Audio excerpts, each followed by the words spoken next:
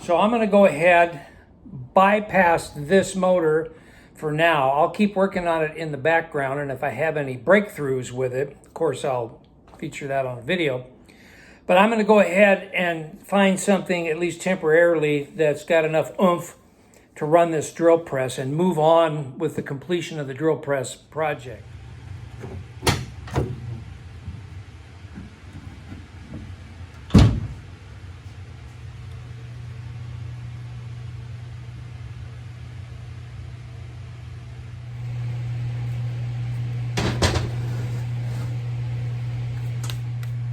Welcome back to the channel, everybody. Well, things moved a little quicker than I thought they would.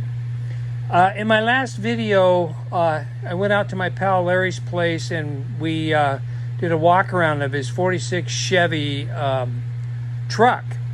Well, after we got done doing that, Larry says, "Hey, I got something for you in the shop." And I thought, I wonder what that's all about. So we went into Larry's shop. He opened the big roll-up door, and sitting on one of his chairs was this guy. And he said this came off a compressor, which he's doing something with, but he put a different motor on the compressor. And this is a running, working motor and in good shape. But he says, "Hey, you can have this on two conditions." "What's that?" He says, "I want that pulley back, and I need help wrenching on my 9N Ford tractor." And so I gladly agreed to those terms. This is going to be the temporary motor for the Camelback drill press while I still struggle with that monster. So let me get you in here close and let's look this thing over. I hope the glare isn't too terrible. Let's see if I can zoom in just a little bit. There we go. This is a Century electric motor. Century Electric Division, something Missouri, USA. It is a 2 horsepower, just like the other one. It's 1750 RPM. The other one's 1800. Close enough. It is a type CS. It's single phase, 60 hertz. This is a dual voltage motor. It's 115/230, so I can wire this up for 220.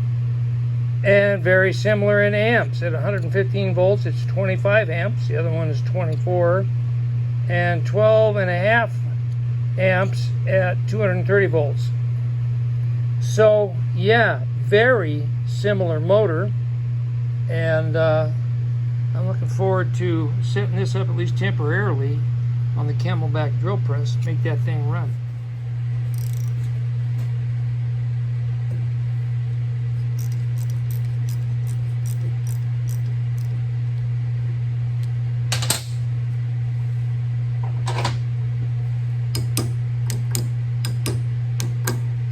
These bolts are painted.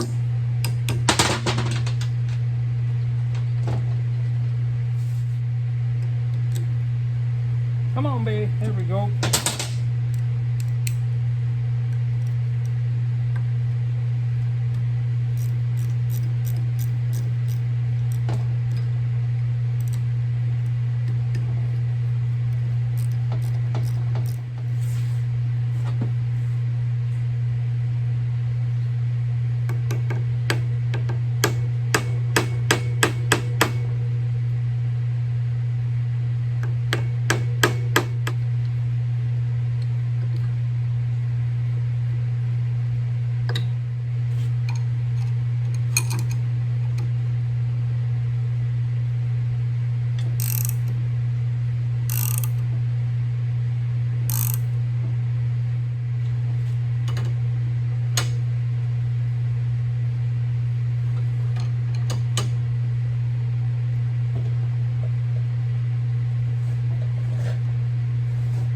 Come on, baby.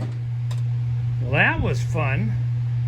I had to resort to the Ooga Dooga gun to get that pulley off of there. You can see there's a lot of rust on that shaft. I'd soaked it overnight with some Croil, kept tension on it, but I couldn't get it with a wrench, so I got it with the Ooga Dooga. Clearly, the electric motor portion of this drill press project is the most difficult part of the whole affair. Yes, I did it again. I blew it all apart. And I'm glad I did, because it was an absolute mess inside. This side is pretty much done.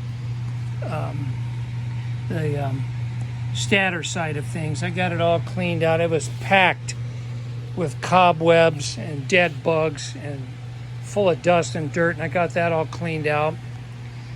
It pretty much looked like that. This bearing I got all cleaned out and re-lubed with super lube. I haven't done that to this one yet. The reason why I tore this apart is spinning this thing over, the bearings felt pretty crunchy. Well,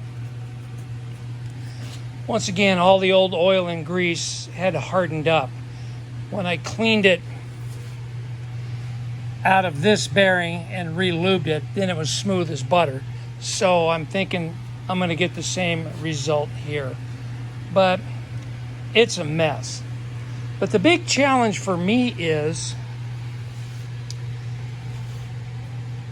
there's really no markings anywhere on this wiring, no plus or minus signs to go by. And what's amazing to me is there's a start capacitor, then there's a run capacitor. Usually those are two different ratings, but these capacitors are identical. 125 volt, 430/516 microfarad. Well, those are 125 volt capacitors. This is supposed to be a dual voltage motor, 115, 230. So I'm thinking somewhere down the line somebody changed out those capacitors, but I don't dare run 230 volts through a 125 volt rated capacitor. In addition, I mean, there's no plus or minus markings anywhere on this, and if you hook up capacitors backwards, they'll blow up. So I've got a real challenge here. I'm going to enlist some help from people in the know on electric motors to help me hook this up correctly. I am thinking this is the hot side, this is the neutral side, but I'm not going to go on what I think. Get the multimeter out and do all of that kind of stuff. So yeah, I created another overhaul, but hey, this is a lot easier to deal with than that right now. And oh, by the way, my usual disclaimer, I'm not an electrician. And so this is strictly for entertainment purposes. Don't look at my video seeing me tear into an electric motor and get the idea that you can go do that because, you know, hey, I got some basic electrical knowledge, but I'm not a motor guy. And so if you got an old motor you want to tear into, get professional help from a licensed electrician or electric motor shop. Don't do what I do in this video or any video where I'm messing with electrical stuff. So strictly for entertainment, not a how-to. Well, it's a noisy beast, even after I lube the bearings, but it works. Yeah, we have one in the wind column. So this is good news. I'm going to let this run for a while just to make sure nothing gets hot and all that kind of stuff. But it's all cleaned up. Bearings are all lubed. And so yeah, we've got a working motor. Well, you guys are probably as sick of watching me work on electric motors as I am of working on them. Good Lord, man. But we got to win. I'm tickled. got something that works. Yay. I had a heck of a time finding any wiring diagrams, any videos in the US of hooking up a dual capacitor motor with a centrifugal switch. You know, when you go Google that, you get all these different Asian channels from different Asian countries, you know, showing you how to do that. But I mean, our electrical grid and system is not the same as Asian countries. We run on 60 hertz, most of them run on 50 hertz, and there's a lot of differences. So I was really not interested in watching how they wire things up. Nothing against them, you know, they do fine work for the country they're in. It obviously works for them.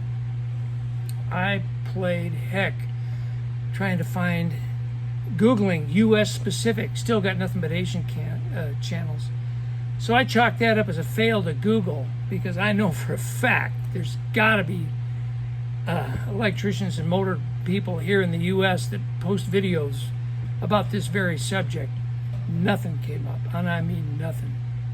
So I had to do it the old school hard way, and you know, found some schematics and diagrams and got the voltmeter out and chicken scratch sketches and figuring out which one of my capacitors was the run and the other one was the start, and the windings, you know, start winding is a higher ohms value than the run winding. Ay. But as you can see, I got success. This time I did it all myself, because my electrical expert source is out of town right now. I hate to bug him too much about crap like this anyway. You know, he's got his own stuff to work on. Well, there you have it. We got a win in the electrical column. So I'm done filming electric motors unless I have a victory on the old General Electric motor, which, hey, I did find a US channel. A guy over in Texas had the same vintage General Electric motor like me, only his was 3-phase.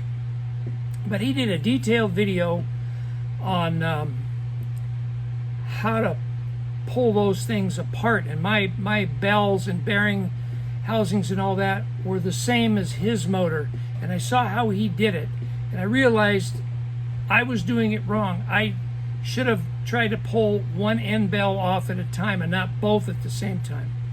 So I'm going to change gears there and go at this one in the same manner this other fella did. I'll post his channel either in the description below or across the screen here, either one. But that was a breakthrough for me on the other motor. But enough about motors. And enough about this video. It's getting too long. So the next part of this series is going to be me doing what I do best, fabricating. I'm going to come up with a heavy-duty base for the drill press, including a mount for an electric motor, so we can hook up the motor to the belt drive and get belts made for this thing, turn it on and start drilling holes. Hey, welcome new subscribers. By golly, I'm in the 970s. I'm rapidly approaching 1,000 subscribers. So as I've said in earlier videos, I'm going to do a giveaway. And I'll reveal that soon, what it's going to be.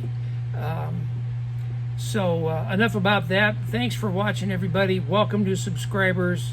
Thanks, existing subscribers. And I'm going to go in the house and put my feet up. Take care, everybody. We'll talk to you later. Bye for now.